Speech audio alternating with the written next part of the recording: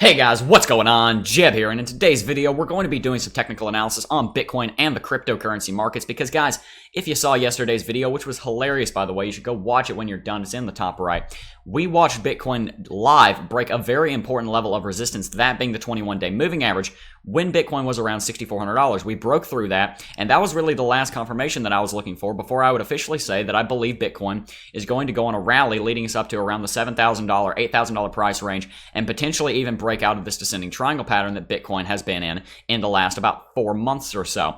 I do believe we're finally going to see that rally now that we've broken this, and I want to break down in today's video that breakout. I want to talk about that breakout, and I want to do some technical analysis about where I believe the cryptocurrency market is going to go in the next couple of weeks and into the next month or so. But before we get into that, guys, if you enjoyed today's video, definitely consider dropping a like and hitting that subscribe button. We do cryptocurrency videos every single day, and I wouldn't want you to miss any of them.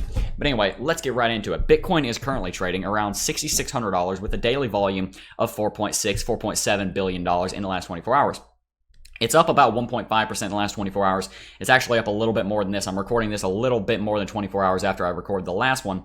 But nevertheless, the entire cryptocurrency market is doing quite well. As we scroll down here on CoinMarketCap, we see quite a bit more green than red. And the red that we do see is not that drastic. We see some negative 2%, negative 3%, negative 0.13%. That's nothing. Negative 0.7%. There's a negative 11%. No, that was negative 1%, excuse me. So the entire cryptocurrency market is doing pretty well. It's looking pretty healthy. Bitcoin did get very strong support, that $100 billion market cap level about a week ago. It double bottomed down there. We'll be talking about that as well. But one thing to talk about with the market capitalization of the entire market is we are finally back above $250 billion in market cap. We briefly fell below that as Bitcoin went below $6,000, but now we're back above that. And with what we're going to be talking about in today's video, I think that's going to steadily continue to rise. Something else I want to talk about is Bitcoin's dominance. Now, guys, I've talked about Bitcoin's dominance quite a lot on the channel because it's really a good risk aversion indicator. When Bitcoin's market dominance is rising, what we normally see is that there's more risk aversion in the market. People are, by definition of what market dominance is, are pulling their valuation out of altcoins, putting it back into Bitcoin, something that they would perceive as a less risky investment. People like to tether in Bitcoin. You know how you put money into tether. People do that with Bitcoin a lot, and that's what we normally see when Bitcoin's market dominance is rising. We're seeing more risk aversion, and in a growing market like this, we want to see a lot of risk taking because people need to actually be funding these ICOs and actually pumping up these, not necessarily ICOs, but funding these smaller cryptocurrencies and getting the technology going. So it's not a great thing to see Bitcoin's market dominance going up. We definitely want to see it going down. Also, because when Bitcoin's market dominance is going down, that typically correlates with the entire market going up. So there is a correlation there. That's definitely something to watch out for. And in the last couple of days, we've actually peaked out on our market dominance on Bitcoin. We went all the way up to around 43% just a couple days ago. And now we're actually seeing a little bit of a decline. As you can see, we ran up to just about exactly 43% on the 29th, and now we're cooling off a little bit. I'd like to see that trend continue as Bitcoin starts to get more momentum and we move back up to the downtrend on Bitcoin's chart, that being this downtrend right here. Now, in yesterday's video, when we watched the breakout happen live, guys, I was talking about how I wanted Bitcoin to get above the 21-day moving average to really confirm a actual rally here in the next couple of days, and we watched it live. That was really funny. If you guys haven't watched that, go watch it in the top right. It was hilarious. About 6 minutes in, I laughed for a good 45 minutes after recording that video. I couldn't stop laughing.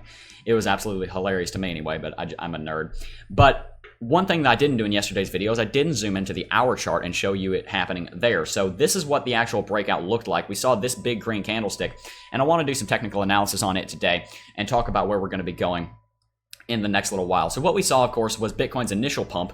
We didn't catch this one on camera, but we did watch this in the Discord server. If you guys haven't already, go ahead and join the Discord server. I've got some more things to talk about with the Discord servers in a little bit. But guys, if you have... I already said that. But guys, in the Discord server, we watched this pump happen, and for a couple of days, Bitcoin was trading sideways, kind of gradually trending downward just a little bit. But then we actually got another pump in yesterday's video. Like I said, big green candlestick, nice big green volume candlestick also to confirm it. And we saw it come up here to what was sort of already an uptrend here. And right now, after this is all played out a little bit and the market's a little bit more developed, what we can see is an actual pattern right here. We can see an ascending trend line of resistance and an ascending trend line of support. I have a whole video on trend lines. If you guys aren't that familiar with trend lines, then there's a link to watch that in the top right. But essentially what we're seeing is like an ascending triangle pattern. That's basically what we see here. It's not called an ascending triangle pattern. An ascending triangle pattern would have a flat top, but that's what this pattern basically means. And this pattern Depending on how this plays out, this is a triangle pattern of sorts, so I would like to see Bitcoin break one way out of this. It's definitely going to. What I think is probably going to happen in the next couple of days is Bitcoin is actually probably going to break bearish out of this. Now, the reason I say it's probably going to break bearish out of this is because of the nature of the 21-day moving average. Now, the 21-day moving average, guys, if you have chart vision like I do, you look at this moving average and you can instantly tell why it's so powerful. But for a lot of you guys, I know a lot of you guys are newer, so I'll go ahead and go over it again a little bit. I talked about it a lot in yesterday's video before the breakout happened. But the 21-day moving average is very powerful because we get resistance and support on it quite often. And when the market's above it, typically you're in a bull market. When the market's below it, typically you're in a bear market.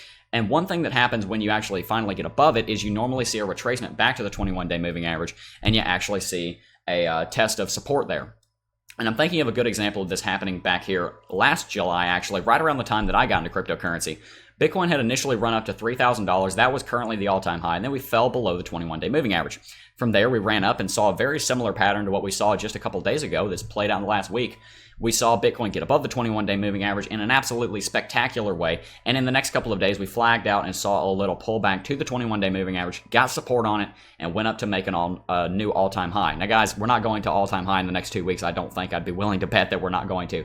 But I do think we're going to see a rally similar to this. And normally, like I said, when you see the 21-day moving average get breached, you see the market retrace and get support on it. We kind of saw this right here. We saw a little pullback. We didn't get all the way to it, but we did see a touch on it over here. I remember watching that live. I was doing TA on that stuff back then. We saw something similar happen here. We pulled back, got support, had another run, but unfortunately we double topped.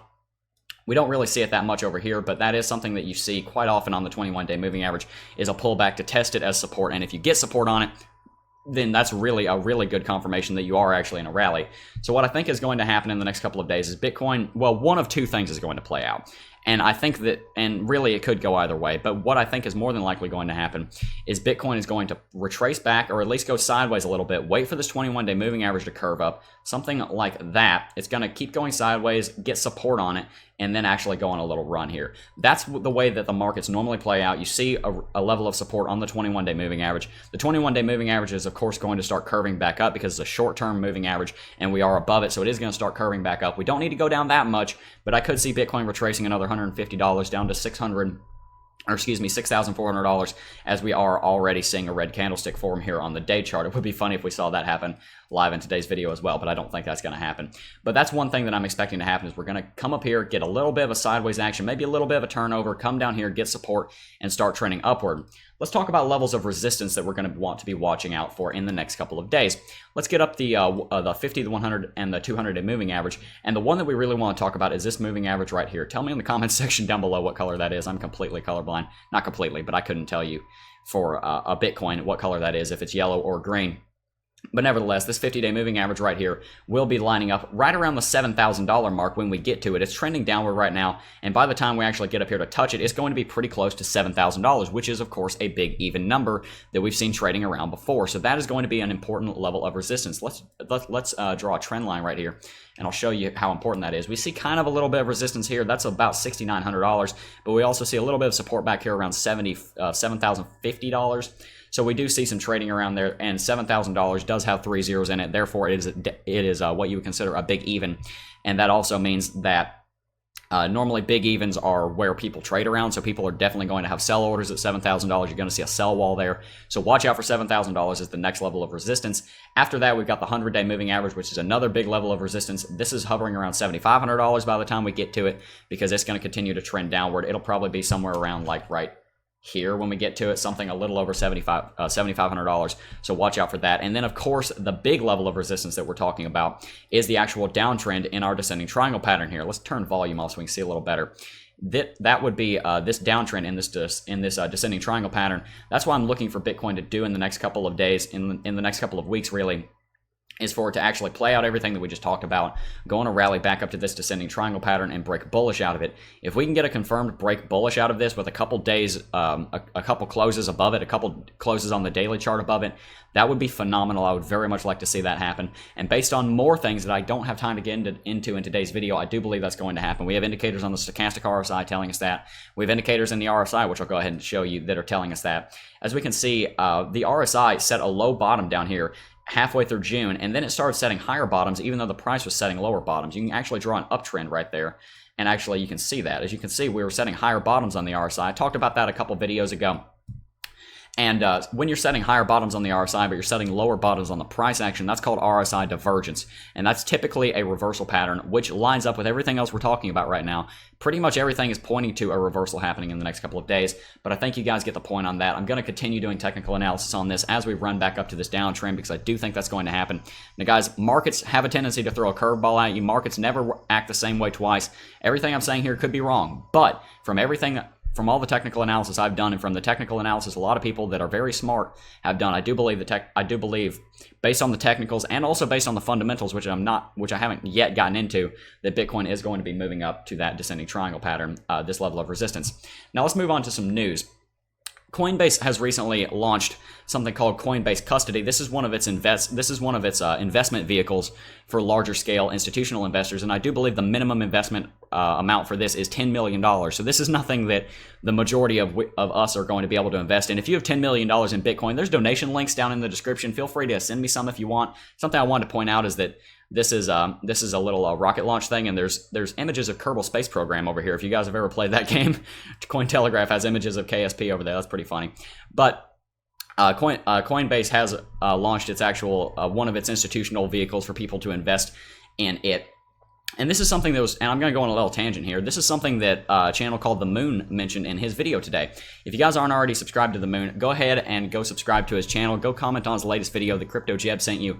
Also, guys, there's going to be a link to his new Discord server in the description and in the pinned comment section. Go join his Discord server. You can also come join our Discord server, which I highly recommend, but he just set up his Discord server. So go join his Discord server and go leave in his comment section that Crypto Jebb sent you. He has a great channel. He's got like 12,000 subscribers, and he does somewhat similar content to me. So go ahead and go over and check out his channel. But anyway, back to what we're talking about here.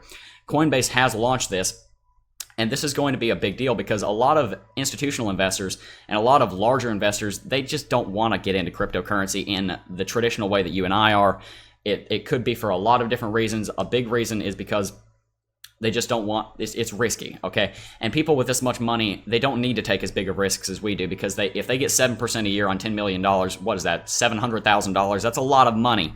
You don't need to get a 200x return in a year like we do if we want to get really wealthy. They just need to compound their money in a safe way. They don't need to take as big of risks as we do. So Coinbase setting this up is a really good way for people that are very, very wealthy to start getting into cryptocurrency. And a lot of these bigger investors, they just don't know much about cryptocurrency. So Coinbase launching this is definitely a good sign.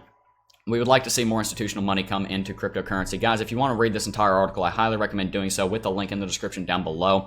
I'm not going to go into a bunch of different details about what's going on here. You guys can go read the article for yourself. But needless to say, this is actually a big development, and I would like to see more ways for institutional investors to get into cryptocurrency continue to develop in the next couple of months and into the next year or so. We talked about the Van Eck ETF. You can watch that video on the top right here. That's a big deal. If that goes through, that's going to be huge because we're going to have another method for institutional investors to get in. Guys, there are all kinds of, you know, all those quotes that people in politics always talk about, like, oh, the 1% hold like 50% of the world's value. Yeah, probably. That might be true. So what we should do with that is try and get the 1% in here. We should try and get their money. So if we can get their money coming in, we could absolutely flood the market. If we can get Wall Street investing in cryptocurrency in the same way they invest in stocks, Bitcoin and crypto will be a $10 trillion market within 5 years. Guys, this is a big deal, and I really do recommend you guys keep up with this news. We'd like to see more institutional money coming in. So definitely go read this article if you haven't already. I'm not going to go through. We don't have time. But anyway, that's going to do it for this video. If you guys haven't already, drop a like, hit that subscribe button and smash that notification bell. We do crypto videos every single day here, guys. And like I said earlier, I wouldn't want you to miss any of them. If you haven't already, go ahead and follow me on Instagram and Twitter at CryptoJebb.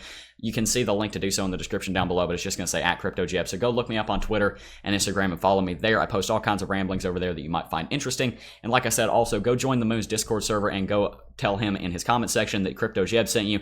I think that would be pretty funny. I've been talking to him. He's a nice guy, and he does good content. I think he knows what he's talking about. You guys will get good value out of him. But anyway, guys, that's going to do it for this video. I want to thank each and every single one of you for watching, and I will see you guys in the next video. Peace.